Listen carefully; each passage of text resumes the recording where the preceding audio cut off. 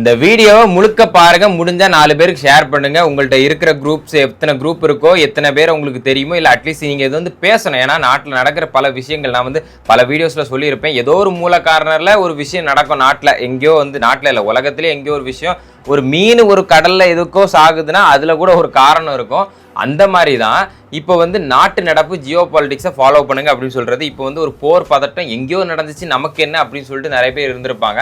ஆனால் அது வந்து எப்படி ஒரு சிலிண்டரை வச்சு பாதிக்குது அப்படிங்கிறது இன்னைக்கு நிறைய பேருக்கு தெரியும் அப்படின்னு நினைக்கிறேன். இந்த ஒரு பர்டிகுலர் வீடியோல எதெல்லாம் பத்தி கவர் பண்ண போறோம், கண்டிப்பா இந்த வீடியோ ஃபுல்லா ஸ்கிப் பண்ணாம நீங்க பார்த்தே ஆகணும். அது இல்லாமல் 4 பேசி ஆகணும். என்னன்னா மானாமதுரையில வந்து ஆகாஷ் என்ற ஒரு இளைஞர், அவரை வந்து வேற மாதிரி ஃபர்ஸ்ட் ஒரு கேஸை ஃபைல் பண்ணி இறந்துட்டாரு அப்படின்னு சொல்லியிருந்தாங்க. அதுக்கப்புறம் ப்ரெஷர்லாம் போட்டு இப்போ போலீஸ் மேலே வழக்கு பதிவு செய்யணும். SC STக்கு கீழே, அந்த ஆக்டுக்கு கீழே வந்து வழக்கு பதிவு செய்யணும்னு ஒரு விஷயம். அதுக்கப்புறம் இந்த MBBS டாக்டர்ஸ் வந்து ஃபாரின்ல படிக்கிறதுக்கு எத்தனையோ நம்ம நாட்டில் இருக்கிற, நம்ம ஊர்ல இருக்கிற, நீங்க பார்த்துட்டு ரசிச்சுட்டு டைமிங் அவங்க வீடியோ போட்டு அடுத்த செகண்ட் நீங்க பார்த்து நீங்க வந்து என்ஜாய் பண்ணிட்டு ஃபேமிலின்னு சொல்ற அத்தனை இன்ஃப்ளூயன்சஸும் சேர்ந்து பண்ண ஒரு ஸ்கேமும் இதுல இன்க்ளூட் ஆயிருக்கு. அது போக பள்ளி மாணவர்கள் 40 பேர் ஹாஸ்பிட்டலைஸ் பண்ணியிருக்காங்க அப்படிங்கிற விஷயத்தையும் இந்த வீடியோல ஃபுல்லா கவர் பண்ண போறோம். அதாவது டிவிகே அப்படின்னு ஒரு கட்சி இருக்கு. அந்த கட்சியை வச்சு எப்பவுமே ஏதாவது ஒரு பிரச்சனைனா பேசுவாங்க. எந்த பிரச்சனைனாலும் உடனே விஜய் அவர்கள் வந்து டிவோர்ஸ்னா அதை பத்தி பேசுவானுங்க. கரூர் சம்பவமா உடனே விஜய் தான் காரணம்பாங்க. எது எடுத்தாலும் மேக்சிமம் இவங்க அவங்கள சொல்றது, அவங்க இவங்கள சொல்றேன்னு போயிட்டு இருக்கிற இந்த நேரத்துல இப்படி ஒரு சம்பவம் நடந்திருக்கு. ஆனா இதை பத்தி யாருமே பேசல. இப்போ வந்து இந்த கண்டிஷன்ஸை வந்து யாருமே ஃபாலோ பண்ணலையா? அதே மாதிரி எல்லாரும் அப்படி போய் நின்னாங்க அந்த சம்பவத்துக்கு. எத்தனை பேரோ ட்விட்டர்ல வந்து ட்வீட் பண்ணாங்க, இதை பத்தி பேசினாங்க. கருத்தை தெரிவிக்க மாட்டாங்க, வீட்டுல இருந்து வெளியே வர மாட்டாங்கன்னு சொன்ன ஆட்கள்லாம் இதுக்கு வந்து கருத்தை தெரிவிச்சிட்டு இருந்தாங்க. ஆனா இப்ப இதை பத்தி யாருமே அட்ரஸ் பண்ணல. ஓ மை காட் அப்படின்னாங்க, காரி துப்புனாங்க. ஆனா இப்போ வந்து அவங்களே அவங்க மூஞ்சில இப்போ வந்து நிக்க சொல்லுங்க, நான் காரி ஒண்ணா, அதாவது உமிழ்கள் தீந்தா கூட துப்புற அளவுக்கு அந்த மாதிரி சம்பவங்கள் போயிட்டு இருக்கு. ஆனா அதை பத்தி யாரும் பேசல. அஇஅதிமுக அண்ணா திராவிட முன்னேற்ற கழகம் சொல்ற அவங்க ஆட்சி காலத்துல ஒரு லாக்அப் டெத் வந்து நடந்தது சாத்தான்குளத்துல. அதை பத்தி இப்ப இருக்க ஆளுங்கட்சி அந்த ஆண்ட கட்சியை பத்தி பேசுனாங்க. அவ்வளவு தூரம் நின்னாங்க, இப்பெல்லாம் நடக்குது கொடூரம்னு சொல்லிட்டு. ஆனா இந்த 5 வருஷம் இந்த பீரியட்ல ஏகப்பட்ட டெத் நடந்தாச்சு, லாக்அப் டெத். அதுலயும் இதுக்கு முன்னால அஜித் குமார் ஒரு சம்பவம், அவரை வச்சு ஒரு பெரிய இது போயிருந்தா அதுக்கே இன்னும் தீர்வு கிடைச்சு முடிஞ்ச பாடு இல்லை. ஆனா இப்ப புதுசா அடுத்த ஒரு அதுல இணைச்சிருக்காங்க. இதுவும் வந்து ஒரு லாக்அப் டெத். ஆனா வந்து இந்த அரசியல் சூழல் இந்த நேரத்தை எதுவும் பாதிப்பு வந்துடக்கூடாதுன்னு சொல்லிட்டு இதையும் வந்து வேற மாதிரி, அவரே வந்து இறந்த மாதிரி, இயற்கை மரணம் அடைஞ்ச மாதிரியும் வேற மாதிரி செத்த மாதிரி, அதை வந்து வேற மாதிரிலாம் கொண்டு போகிறதுக்கு ட்ரை பண்ணி கடைசியில இப்போ வந்து இதை வந்து லாக்அப் டெத்தா போலீஸாருக்கு மேல வழக்கு பதிவு செய்யணும் அப்படின்னு சொல்லிட்டு ப்ரெஷரைஸ் பண்ணியிருக்காங்க. விஜய் இல்லைன்னா டிவிக்கு இப்படி ஒரு நியூஸ் வந்துருச்சுன்னா எங்க இருந்து வருவானுங்கன்னு தெரியல. இந்த ஆம ஓட்டுக்குள்ள இருந்து ஆம எட்டி பாக்குற மாதிரி அப்பப்போ வந்துட்டு போறானுங்க. விஜய் அப்படின்னு ஒரு பேரை கேட்டாலே அந்த கரூர் சம்பவம் எந்த ஒரு விஷயம்னாலும் வந்துடுறானுங்க, எட்டி பாக்குறானுங்க. அதுலயும் வந்து நம்ம பாசமா செல்லமா கூடுற அந்த மீடியா அப்படின்னு சொல்ற அவங்க எப்படி இதுல வந்து மீடியாவை சந்திக்கல. ஆனா இன்னைக்கு அவனுக்கு மீடியா மாதிரி நடந்துக்கிறானுங்களா? இந்த இஷ்யூ பத்தி எந்த லெவலுக்கு அந்த கரூர் சம்பவத்துல கூட இப்படி பேசல. ஆனா இப்போ ஒரு அரசாங்கம், ஒரு கவர்மெண்ட் நடத்துற, ஒரு தமிழக அரசாங்கம் நடத்துற, அதுவும் தேன் போண்டு ஸ்வீட் போண்டு இருக்கும் அப்படின்னு சொல்லிட்டு வாவ் அப்படின்னு சொல்லிட்டு நம்ம டிடி இருக்காங்கல்ல, டிடி அக்கா, அந்த நடிகை வந்து அங்க ஸ்டேஜ்ல நடிச்சாங்க. நிஜமாவே அருமையா இருக்குங்க சார். நிஜமாவே அருமையா இருக்குங்க சார். இப்படி ஒரு சாம்பார் போட்டா நான் திரும்ப பிரைமரி போய் படிப்பேன் சார். சாப்பாடு பூச்சி இருக்கு, அதனால எடுத்து போற திரும்பி அந்த பூச்சியை தான் வருது. ஒரு ஆங்கரா நீங்க வந்து உங்க பொழப்ப நடத்துறீங்க, தப்பு இல்ல. ஒரு இடத்துல கூப்பிடுறாங்க, நீங்க அட்ரஸ் பண்றீங்க. ஆனா நீங்க எங்க அப்படி பண்ணலாம், வேற ஏதாவது ஒரு விஷயத்துல நீங்க பண்றீங்கன்னா அது வேற. ஆனா ஒரு கவர்மெண்ட் நடத்துற ஒரு விஷயத்துல அதுல போய் ஒரு ஆக்டிங்க நடத்தி, ஏன்னா இது சாதாரண விஷயம் இல்ல, இது வந்து பசங்க படிக்கிற அந்த விஷயத்த சார்ந்தது. முன்னால இருந்தே இந்த தரம் இல்லாத கூட தான் வந்து நிறைய இடத்துல சத்துணவா வந்து கொடுத்துட்டு இருந்தாங்கிறது நாங்க படிக்கிற காலத்திலே வந்து வண்டை எடுத்து போட்டு சாப்பிட்ட காலம்லாம் இருக்கு. இதுல அப்படி இருக்கு இப்படி இருக்குன்னு கீழ இருந்து 10 பேர் அதுக்கு வந்து 200+200 வாங்கினாங்களா, எக்ஸ்ட்ராவா டபுள் பேமெண்டானு தெரியல, அப்படி நடிக்கிறானுங்க கீழ இருந்து. இதுல அப்பான்னு வேற நீங்க கூடுறாங்கன்னு சொல்றீங்க, ரொம்ப தப்பா இருக்கானா? எல்லாமே ஒழுங்கா இதுல கண்டிஷன்ஸை ஃபாலோ பண்ணிருந்தா இந்த பிரச்சனை ஏற்பட்டிருக்குமா அப்படின்னு கேட்டா கிடையாது. இதுல இப்ப இந்த நடிகர் மாதிரிலாம் எங்க போனாங்க அப்படின்னு தெரியல. நடிக்க போயிட்டாங்களா, இல்ல வந்து தலைமறைவாயிட்டாங்களா, இல்ல வந்து பேன் பார்த்துட்டு இருக்காங்களான்னு தெரியல யாருக்காது. மொத்தம் 43 பேர் இதுல பாதிக்கப்பட்டு இருக்காங்க. இப்போ நிறைய தாய்மார்களுக்கு நான் ஒன்று சொல்ல நினைக்கிறேன், இதை கண்டிப்பாக கட் பண்ணி 4 பேருக்கு ஷேர் பண்ணுங்க இந்த விஷயத்த. என்னன்னா, இந்த 5000 ரூபாய் போடும்போது ஆசைப்பட்டு வாங்கிட்டு இனி வந்து இவங்களுக்கு தான் வாக்களிக்க போறேன்னு சொல்லிட்டு ரொம்ப ஆணவத்துல இல்ல, ரொம்ப ஆசையில நிறைய பேர் இருந்தாங்க. மாசம் 1000 ரூபாய் வருது அப்படின்னு சொல்லிட்டு.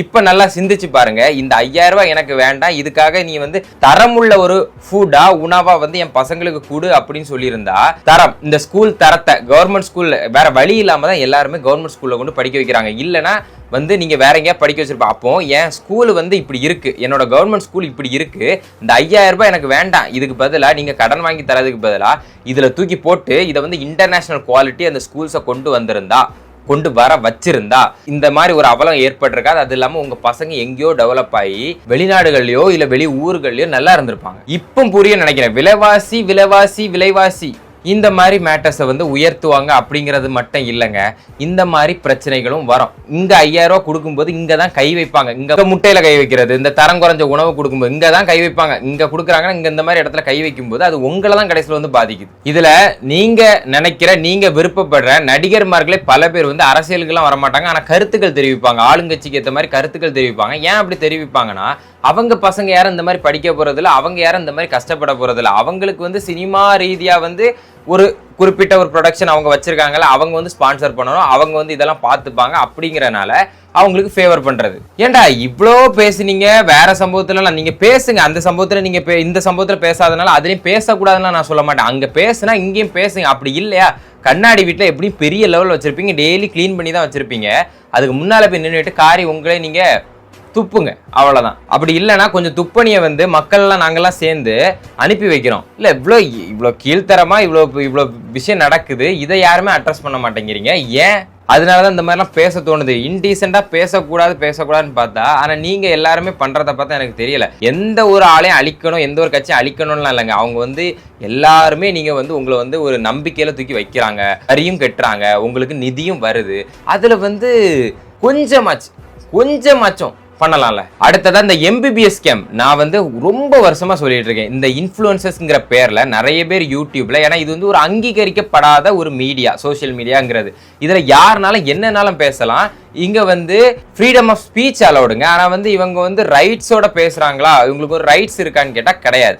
அப்போ யாருனாலும் பேசலாம், என்னனாலும் பேசலாம், அதை எடுத்துக்கிற விதம் தான். ஆனால் மக்கள் எல்லாருமே என்ன நினைக்கிறாங்கன்னா, கொஞ்சம் சப்ஸ்கிரைபர்ஸ் வந்தோடனே, கொஞ்சம் ஃபாலோவர்ஸ் வந்தோடனே எல்லாம் அவங்க பேசுறது ரைட்டுன்னு நினைக்கிறாங்க. அப்படி இங்கே வந்து பாதிக்கப்பட்டது என்னன்னா, நிறைய பேரோட கனவு மோஸ்ட்லி வந்து சின்ன வயசுலேருந்தே கலெக்டர் ஆவேன், இல்லை MBBS ஆவேன், இல்லை வந்து இன்ஜினியர் ஆவேன், லாயர் ஆவேன், இந்த மாதிரி பல்வேறு விஷயங்கள், அட்வொகேட், இந்த மாதிரி விஷயங்களை வந்து பல்வேறு இடங்களில் கேள்விப்பட்டிருப்பீங்க. இதில் நிறைய பேர் இப்போ இந்த நீட் வந்த பிறகு எவ்வளோ பாதிப்புன்னு தெரியும் உங்களுக்கு. ஸோ இந்த நீட்டில் பாஸ் ஆக முடியாதவங்க நிறைய பேர் என்ன பண்ணுவாங்கன்னா, ஃபாரின்ல போய் படிக்கணும்னு நினைப்பாங்க. அங்கே ஃபாரின்ல போய் ஒரு சில பேரால படிக்க முடியும் தெரியுமா, அவங்களே இன்ஃப்ளூயன்சர்ஸா மாறிடுவாங்க. அப்படி இப்போ நிறைய பேர் என்ன நினைப்பாங்கன்னா, மோஸ்ட்லி வந்து ரிவ்யூ கேட்பாங்க, ஒரு சஜஷன் கேட்பாங்க, ஆல்ரெடி இருக்கிற ஸ்டூடெண்ட்ஸ்ட்ட வந்து கேட்பாங்க, எப்படி இந்த காலேஜில் படிக்கலாமா, நீங்கள் படிச்சீங்களா, ஒரு ரிவ்யூ சொல்லுங்க. ஏன்னா பல்வேறு இடத்துல போய் தேட முடியாது, நம்பிக்கை இருக்கு. அப்போ நம்பிக்கை யாருன்னா அந்த ஸ்டூடெண்ட்ஸ்ட்ட கேட்பாங்க. சில பேர் சொல்லுவாங்க இது நல்லா இல்லை, இது நல்லா இருக்கு அப்படின்னு சொல்லுவாங்க, அவங்களோட சஜஷனை கொடுப்பாங்க. ஆனால் இப்போ அவங்களே இன்ஃப்ளூயன்சர்ஸாக மாறனால வெளிநாடுகளில் அவங்க வந்து காசு, ஒரு சர்டன் காசு இல்லைன்னா ஒரு கன்செஷன் அவங்களுக்கு வந்து கொடுக்குறாங்க ஃபீஸில்.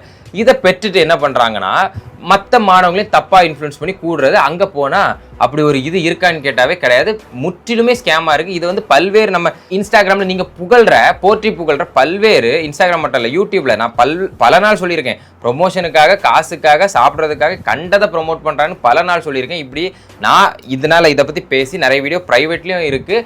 இதில் வந்து கள்ளக்குறிச்சி இஷ்யூ இதெல்லாம் நிறைய பேர் பேசவே இல்லை, ஆனால் நம்ம அட்ரஸ் பண்ணி பேசி பல மில்லியன் வியூஸும் போச்சு.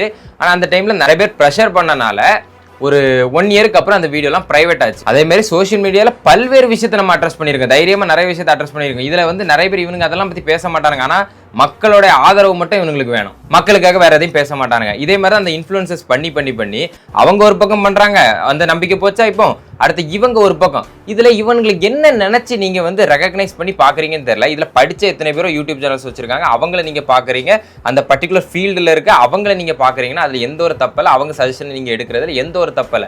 ஆனா காலேஜே போயிருக்க மாட்டாங்க, ஸ்கூலை கூட முடிச்சிருக்க மாட்டாங்க. அவங்களுக்கு வந்து அதாவது அந்த பர்டிகுலர் ஃபீல்டில் சொல்ல, மற்றபடி அவங்களுக்கு நாலேஜ் இருக்கும், வேற கேட்டகரியில் இருக்கும். ஆனால் அந்த பர்டிகுலர் ஃபீல்டில் நாலேஜே இருக்காது, அதை இவங்க ப்ரொமோட் பண்ணுவாங்க. அது எப்படி நீங்கள் ட்ரஸ்ட் பண்ணி பார்க்குறீங்க? இப்போ இதை நீ சொல்கிற தகுதியான்னு கேட்டால் 4 டிகிரி இருக்குது. இதில் நான் ஸ்கூலில் டீச்சராகவும் ஒர்க் பண்ணியிருக்கேன், அதுக்கப்புறம் இப்போ லா ஃபீல்டுலையும் இருக்கேன். அப்படிங்கிற பட்சத்தில் நிறைய சோஷியல் மீடியாவில் நிறைய நிறைய விஷயங்களை வந்து கேதர் பண்ணுறேன், நிறைய விஷயத்த படிக்கிறேன், நிறைய விஷயத்த தெரிஞ்சுக்கணும்னு ஆசைப்படுறேன், இன்னும் நிறைய விஷயத்த வந்து கெயின் பண்ணிக்கணும் அப்படின்னு நினைக்கிறனால நிறைய விஷயத்த தேடி ரிசர்ச் பண்ணுறேன். அப்போது எனக்கு நான் பார்க்கும்போது எனக்கே என்ன தோணுதுன்னா, இந்த மாதிரி இதெல்லாம் வந்து கரெக்டானு கேட்டால் கரெக்டாக இல்லை, இவங்க பேசுகிறதெல்லாம் கரெக்டாக இருக்கான்னு கேட்டால் கிடையாது. ஆனால் நீங்கள் ஜஸ்ட் அவங்களோட வீடியோஸை மட்டும் பார்த்துட்டு வேலைக்கு போகிறீங்க, ஜஸ்ட் அவங்க வீடியோவை பார்க்குறீங்க, மற்றபடி நீங்கள் ஆராய்ச்சி பண்ணுறீங்களா, அதை வந்து சிந்திக்கிறீங்களான்னு தெரியல. அதை வந்து மறு ஆராய்ச்சி மாதிரி நீங்கள் வந்து நோண்டி பார்க்கணும், நமக்குள்ள ஒரு ப்ராசஸ் பண்ணி பார்க்கணும். அவன் சொல்கிறத அப்படியே அவன் சொல்லிட்டான் அப்படின்னு சொல்லிட்டு கேட்கக்கூடாது. அப்படி கேட்டு தான் இப்போ நீங்கள் முட்டாளாக நிற்கிறீங்க அப்படின்னு சொல்லிட்டு இப்போ தெரியும் பல லட்சம் பல கோடி இழந்திருக்காங்க நிறைய பேர். இது வந்து எவ்வளோ கஷ்டப்பட்டு சேர்த்துருப்பாங்க. இந்த நீட் எக்ஸாம் வந்ததுக்கப்புறம் எத்தனை பேர் வெளிநாட்டில் படிங்க, இதில் நிறைய பேர் வந்து நீட்டுக்கு வந்து ஒரு 650 700 700 இதுக்குள்ள எடுத்தா தான் பாஸ் அப்படிங்கிற மாதிரி ஒரு கேட்டகரி உண்டு.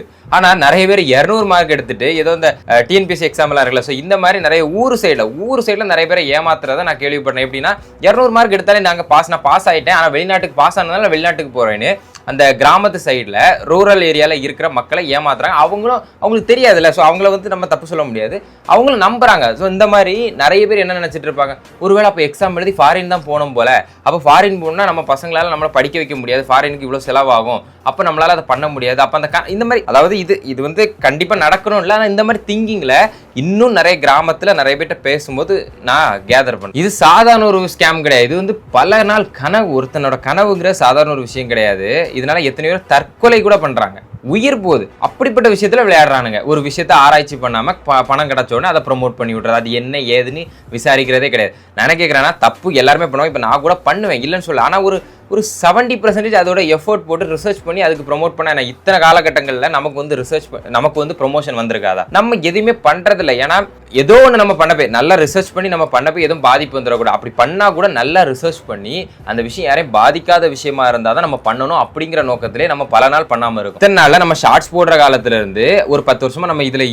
ஒரு 8 வருஷமா நம்ம ரெகுலராக பண்ணிட்டு இருக்கோம். இதில் 10 நாள் பண்ண மாட்டோம்னு வச்சுக்கோங்க. இதில் ஒரு அப்ரோச் கூட பண்ணியிருக்க மாட்டாங்க நீங்க நினைக்கிறீங்க. எத்தனையோ கம்பெனில இருந்து எத்தனையோ இதுல இருந்து அப்ரோச் பண்ணதான் செய்வாங்க. ஆனா நம்ம அதை வந்து என்னதான் பண தேவை எல்லாருக்கும் தான் இருக்கு. இப்ப நமக்கு என்ன தேவை இல்லாம நாங்க வந்து என்ன எல்லாம் கொட்டி வச்சுக்கிட்டா இருக்கும். ஆனா நமக்குன்னு ஒரு டெக்கோரம்னு ஒண்ணு இருக்கு, நமக்குன்னு ஒரு மனசாட்சி இருக்கு. சோ நமக்கு வர இவ்வளவு பிரச்சனைகளாம் மீறி வெளியிருந்து வர பிரஷர் எல்லாம் தாண்டி இவங்களுக்கு வந்து மக்கள் அட்லீஸ்ட் கொஞ்சம் பேராது வந்து இதை வந்து புரிஞ்சிக்க மாட்டாங்களா, இதை வந்து பார்த்து மாற மாட்டாங்களா, இதுல இருந்து ஒரு சேஞ்ச் வராதா, அவங்களுக்கு ஒரு புரிதல் வராதா அப்படிங்கிறதுக்காக நம்ம வந்து அந்த பிரஷரையும் தாண்டி ஒரு விஷயம் பண்றோம். ஆனாலும் இந்த மக்களுக்கு அந்த புரிதல் ஏற்படுதான்னு கேட்டா ஒரு சில பேருக்கு இருக்கு, ஆனா எவ்வளவு பேருக்கு இருக்குன்னு தெரியல. இங்க என்னன்னா இந்த விஷயத்தை எதுவுமே பேசல, வேற விஷயங்களை பேசிட்டு இருக்கானுங்க. ஆனா இந்த மாதிரி முக்கியமான விஷயம் தமிழ்நாட்டில் முக்கியமா நடந்திருக்கு. அதுலயும் பாலியல் வன்கொடுமை எவ்வளவு நடந்துருக்கு. இப்ப இன்னைக்கு நேத்து இப்ப இந்த நிமிஷம் கூட யாருக்கு நடக்குதுன்னு தெரியாது, ஆனா இது நடந்துட்டு இருக்கு. இதுக்கு வந்து எந்த ஒரு தீர்வும் நம்மளால காண முடியல. நிறைய பேர் சொல்லுவாங்க சட்டங்கள் வந்து கொஞ்சம் இதா இருக்கு அப்படின்னு சொல்லிட்டு, ஆனா அவ்வளவு சீக்கிரத்துல யாருக்குமே தூக்கு தண்டனை அப்படி கொடுக்க முடியாது. இப்பதான் கொஞ்சம் வருஷத்துக்கு அப்புறம் முறையா வந்து கருணை கொலைக்கே வந்து அலோ கொடுத்துருக்காங்க. எதனால இந்த மாதிரி விஷயங்கள்னா நம்ம சட்டங்கள் வந்து அது தப்பு கிடையாது. என்னன்னா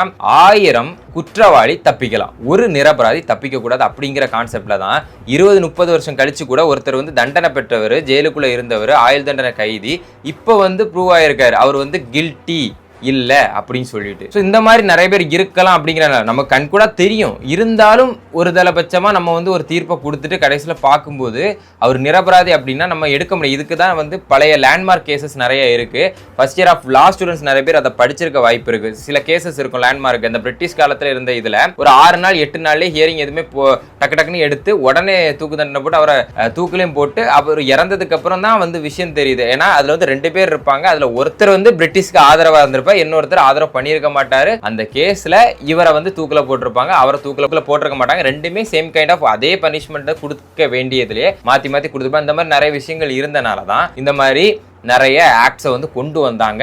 அந்த காலம் அது. இனி இந்த காலம் பல்வேறு விஷயங்கள் டெக்னாலஜி டெவலப்மெண்ட் எவ்வளோ வந்தாச்சு. இதுக்கப்புறமும் நம்ம இந்த மாதிரி சட்டங்கள் வந்து இருக்குது. இதை வந்து இன்னும் பரிசீலனை பண்ணணும், கடுமையான தண்டனைகள் வந்து கொடுத்தாதான் இதை வந்து குறைக்க முடியும் அப்படின்னு நான் நினைக்கிறேன். ஸோ இதை பற்றி நிறைய பேர்ட்ட பேசுங்க, ஷேர் பண்ணுங்க. மீண்டும் ஒரு வீடியோவில் சந்திப்போம். இந்த மாதிரி ஒரு வீடியோவில் சந்திக்க கூடாது நான் நினைக்கிறேன். மற்றபடி நல்ல வீடியோக்களில் சந்திக்கிறது பார்ப்போம்.